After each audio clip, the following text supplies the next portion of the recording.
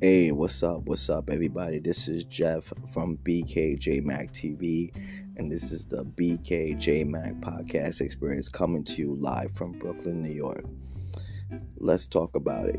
WWE Survivor Series War Games was a really good pay-per-view. I'm not gonna hold you. The matches were good.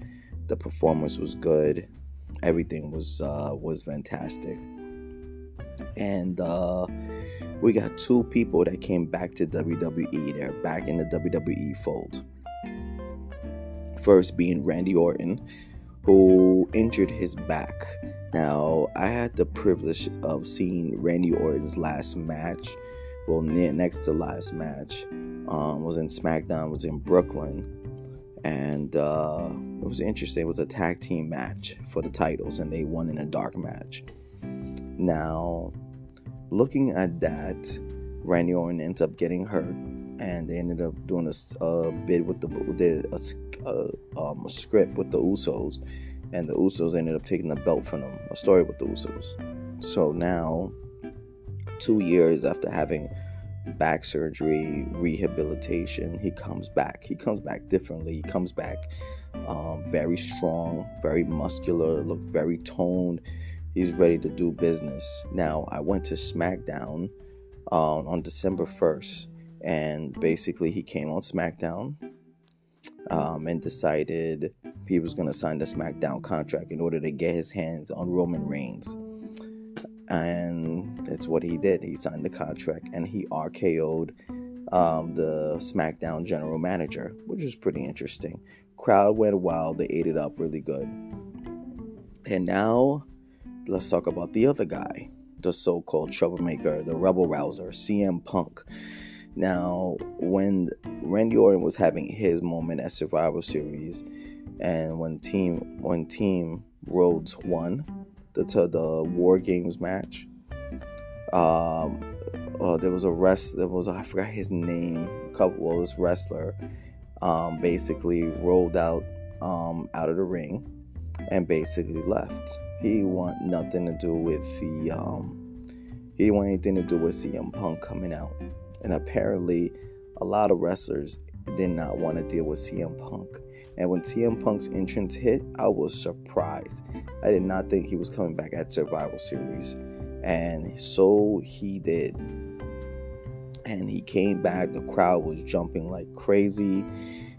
Phil Brooks, his name real lame in real life, Phil Brooks.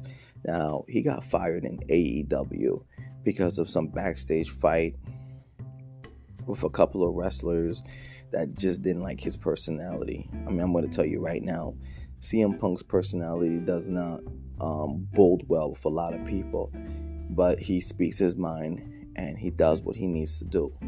And if that means standing up to the establishment, it is what it is. So, CM Punk, aka Phil Brooks, Mr. Brooks, got himself fired from AEW. He wrestled in TNA Wrestling, Total Nonstop Action Wrestling, and he was picked up by the WWE. And he said some stuff to Triple H, Vince McMahon, but this is a different company now.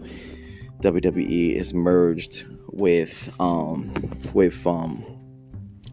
MMA championship fighting, the UFC, and basically things have changed a lot. Things have changed drastically. So this move was able to happen because of this merger. I don't think this move happened without the merger. So Phil Brooks ends up finding himself very lucky in that moment, because the stuff that he said to Paul Levesque and Vince McMahon, Stephanie McMahon, the McMahon clan, was pretty brutal. I didn't think he was going to come back to WWE based on those comments that he said in public, on podcasts, on interviews. But you know what? He left for almost 10 years, and now he's ready. He signed a contract. You never know. There could be a title shot opportunity in that contract.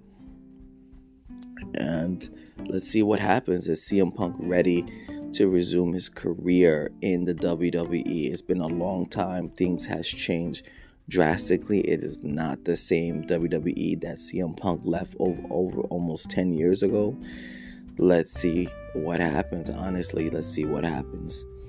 The crowd went wild for CM Punk.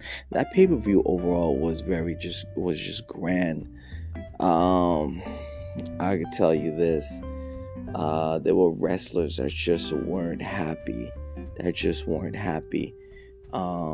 In seeing CM Punk wrestle.